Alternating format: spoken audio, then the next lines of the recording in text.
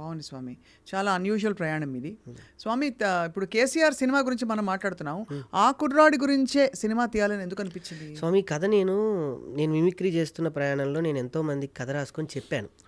Basically mimicry ఆర్టిస్టా, Jabardasth కళాకారుల మనం ఎక్కడికి వెళ్ళినా కూడా మనకు తెలియకుండానే ఒక విజిటింగ్ కార్డు ఉన్నట్టు మనకి గేట్లు ఓపెన్ అవుతాయి. మన కొత్త పరిచయాలు అవసరం లేదు. అలా నేను చాలామంది దగ్గరికి వెళ్ళి కథ చెప్పడం జరిగింది, కానీ ఎవరు సాహసించలేకపోయారు. కొంతమంది అయ్యారు, కానీ కథని ఇంకో రకంగా చేస్తే, ఇంకో రకంగా చేయాల్సి వస్తే అనే తప్ప దీన్ని ఇలానే చేయాలని నమ్ముకున్న వ్యక్తులు చాలా కొంతమందే నాకు దొరికారు. సో లాస్ట్కి ఫైనల్కి అటు ఇటు అవ్వకుండా నాకు కొంతమంది ఇచ్చిన సజెషన్, నువ్వే ఎందుకు చేయకూడదు, నీ కథ నువ్వు ఇన్ని రాళ్ళు తిరుగుతున్నావు, ఎప్పుడన్నా నువ్వే చేయొచ్చని ఆలోచించావా అని అంటే, నాకు అంత డేర్ స్టెప్ లేదు. నాకు డైరెక్షన్ చేయాలని ఇష్టం బేసికల్లీ. ఎందుకంటే మా రాళ్ళపల్లి గారు 2-3 నాటకాలు లాస్ట్ ఆయన కాలం చేసేటప్పుడు 2-3 బాగా ఇప్పుడు వచ్చి తీసుకోండి నాటకాలు నేనే దగ్గరుండి మెయిన్ క్యారెక్టర్గా చేస్తూ నాకు ఆ ఇంట్రెస్ట్ కలిగింది అక్కడ డైరెక్షన్ చేయాలి అని.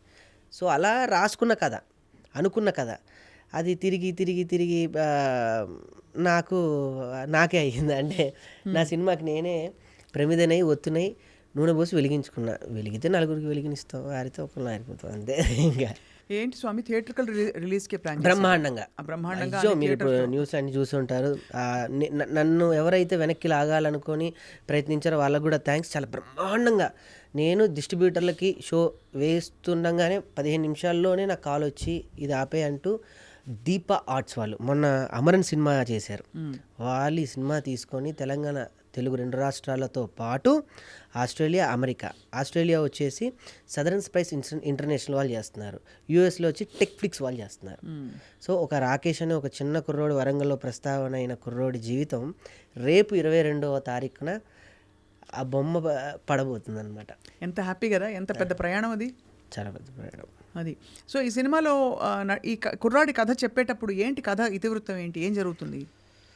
వాడు ఆ ఊరికి అంటే బేసికల్లీ స్వామి ఆ లంబా అంటే నేను అనుకున్నది ఫస్ట్ ఇది అవార్డుకి, ఎట్టి పరిస్థితుల్లో అవార్డుకి వెళ్ళాలనే కల్ట్లోనే తీశాను. మనకి మరాఠీ సినిమాలు ఉన్నాయి, అమీర్ ఖాన్ గారి ప్రొడక్షన్లో కొన్ని సినిమాస్ వస్తూ ఉంటాయి. ఆ కల్ట్ ఇక్కడ లేదు యాక్చువల్లీ.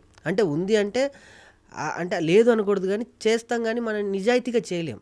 ఇక్కడ నాకేంటంటే నా డబ్బు నేను పెట్టుకున్నా, నా ఇల్లు తాకట్టు పెట్టి నేను సినిమా తీసుకున్నాను కాబట్టి నా స్వాతంత్రం నాకుంది, నేను చేయగలను. సో ఎవరికి నేను ప్రత్యేకంగా నేను జవాబుదారిని అయితే ఇక్కడ కాదు. అందువల్లనే స్వేచ్ఛగా నేనేమనుకున్నానో, నేనేం రాసుకున్నానో దాన్ని పరిపూర్ణంగా తీయగలిగాను. అది దాని తర్వాత ఈ సినిమాకి బాగా ఉపయోగపడింది గరుడవేగ అంజీ గారు, ప్రముఖ డిఓపి ఆయన. ఇంతకుముందు గరుడవేగ అనే ఒక సినిమాని చేశారు. దాని తర్వాత బుజ్జి ఇలారా, దాని తర్వాత 10th క్లాస్ డైరీ, తమిళ్లో ఒక 15 సినిమాలు. వారికి కథ నచ్చి, ఇందులో కూడా మళ్ళీ ధనరాజు గారే ఉన్నారు. ధనరాజు గారే డైరెక్షన్ చేయాలి, నేను చేయకపోతే. నేను ఇదంతా ట్యాకిల్ చేయలేకపోతున్నాను నా పిట్టంత ప్రాణం పెట్టుకొని. వారు ఫోటోగ్రఫీ చేస్తూ వెంటనే డైరెక్షన్ కూడా నేను చేసి పెడతా అని చేసి పెట్టడం, నాకు ఆ ప్రింట్లో, ఆ వామ్ ప్రింట్లోను. సో డైరెక్షన్ కూడా ఆయన చేశారు, మొత్తం అన్నీ చేసి ఇచ్చారు. పాపం ఇక్కడ మీ స్టూడియోలో ఇప్పుడు ఉన్నాను కదా, అక్కడ అన్నీ ఆయనే చూసుకుంటూ ఉన్నారు, ఫైనల్ మిక్సింగ్ కానీ అన్నీ కానీ. సో అంత బ్రహ్మాండంగా రేపు స్క్రీన్ మీద చూస్తే చక్కటి పల్లెతో పాటు ఒక తెలియని ఒక లైట్ వార్మిష్ ఆఫ్ ప్రింట్ కనపడుతూ ఉంటుంది.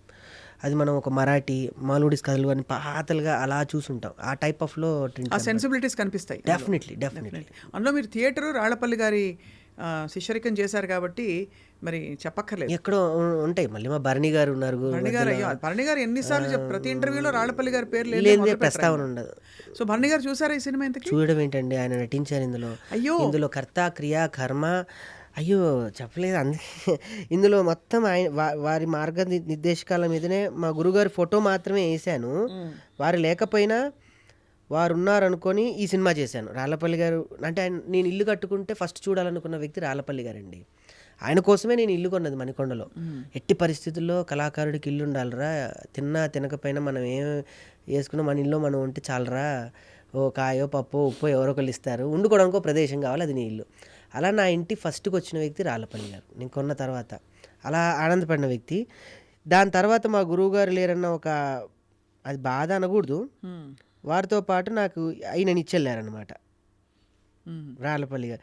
మీరు ఆ పోస్టర్ చూస్తే చాలా అంటే అంత పెద్ద ఆయన నా సినిమాకి దిగి వచ్చి చెప్పొచ్చో చెప్పకూడదో, నీ సినిమాకి నేను చేస్తున్నానని వెనకుండి స్క్రిప్ట్ని, రైటింగ్ని సరిచేస్తూ నాకు కొన్ని డేట్స్ ఇచ్చాడు, కొన్ని రోజులు. కేశవచంద్ర రమావత్ అలా ఉంది అంటే అది భరణి గారు ఉన్నారు మా గురుగారు. ఆయనే భరణి గారు అండ్ అక్కడ ధనరాజ్ గారు కనిపిస్తున్నారు. అండ్ ఇక్కడ ఆయన మన ఇంకో మిమిక్రీ ఆర్టిస్ట్ లోహిత్ కుమార్ గారు, లోహిత్ గారు. అటు మా వరంగల్ మల్లి కళాకారులు మై మధు గారు, వాళ్ళు బలగంతో మంచి పేరు సంపాదించారు. ఇటు చూస్తే కింద తాగుబోతు రమేష్ గారు, మా వైఫ్ జోర్దార్ సుజాత గారు. స్వామి ఒకటి చెప్పనా, అసలు మీకు ఈ పోస్టర్ కలర్ స్కీమ్ చూస్తే తెలిసిపోతుంది మీ క్లాస్ అండ్ క్వాలిటీ ఏంటని చెప్పి. అద్భుతం. థ్యాంక్ యూ స్వామి, థ్యాంక్ యూ.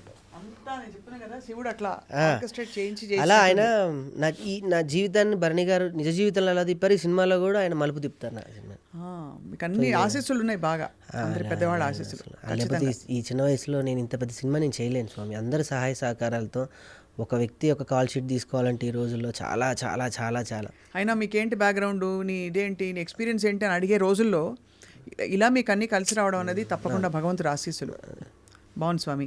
అయితే మరి కేశవ చంద్ర రమావత్ అనే ఈ వ్యక్తి, అతని తత్వం ఏంటి, ఇదేంటి, ఏ జానర్ కింద వస్తుంది? ఏమి తెలియని ఒక లంబాడి కుర్రోడు. అతను ఏం చేస్తాడు? పొద్దున్న లేచి పట్టు తేనె, జొన్న రొట్ట, సరదాగా మేకలతో తిరిగే ఒక చిన్న కాపరి, అంతే. ఈ 3 తరాలు తప్ప ఏమీ తెలియదు. అడవిలో ఏ చెట్టుకు తెలుస్తుందో తనకే తెలుస్తుంది, ఏ పుట్టకు తెలుస్తుందో తనకే తెలుస్తుంది, ఎక్కడ ఒక పట్టు తేనె దొరుకుతుందో ఈయనకే తెలుస్తుంది. ఆ లంబాడి వాళ్ళు అంతేనండి, వాళ్ళు ఇప్పటికీ కూడా. అందుకే నాకు కాశర్ల శ్యామ్ గారు నాకు ఇప్పుడున్న బిజీలో నాకు ఒక అద్భుతమైన పాట ఇచ్చాడు. దీనికి ఒక పాట ఒక 4 లైన్లు అన్నాడు స్వామి. జంబాయి జంబాయి జంబాయిరో, ఈ జంగల్ తల్లే నాకు మరో ఢిల్లీ ముంబైరో అన్నాడు ఆయన. అంటే ఈ జంగలే నాకు ఢిల్లీ ముంబైరో అని. ఆయన చూడడానికి ఒళ్ళు కొంచెం లంబాడి వాళ్ళందరిది కొంచెం ఘాటుగా ఉంటుంది, కానీ ఆ మనసులో మాత్రం ఉండేది పట్టుతేనే అని గొప్ప వాక్యాలు ఇచ్చారు ఆయన. చాలా చాలా.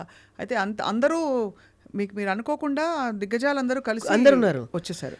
మను గారు నాకు తెలియకుండానే, నాకు జబర్దస్త్ జడ్జి ఆయన. నేను వెళ్ళి అడగానే పాట పాడాడు ఆయన, ఒక రూపాయి ఛార్జ్ చేయకుండా. కల్పన స్వామి, ప్రతి ఒక్కరు పెద్దవాళ్ళందరూ కూడా. నేను ఇందులో గోరెటెంకన్న గారి గురించి ప్రత్యేకంగా ప్రస్తావించాలి. అంటే నేను నరకం చూపించాను అని కానీ అది నా బాధ్యతలో ఉన్నాను కాబట్టి ఆయన్ని పట్టుకొని వేధించాను. ఇందులో టైటిల్ సాంగే తెలంగాణ భౌగోళిక స్వరూపంలో ఉన్నటువంటి విస్తీర్ణతో కూడిన ఒక్కొక్క జిల్లా గురించి పొగడడం, దాని తర్వాత కవులు కళాకారులు వారి యొక్క గుణగణాలను పొగుడుతూ ఒక పాట, స్వరగతులు పదగతులు పల్లవించిన నేల తేనె రాగాల తెలంగాణ. ఆ పాట మీకు విషయం చెప్పను, సీక్రెట్ చెప్పనా? ఆ పాట నేను గోరటంకన్ గారు రికార్డ్ చేసి నాకు చెప్పారు. స్వరగతులు పదజతులు పల్లవించిన, ఇది మీ ముందు ఆయన ప్రస్తావించమని కూడా. పదగతులు పల్లవించిన నేల తేనె తీయని వీణ రాగాల తెలంగాణ.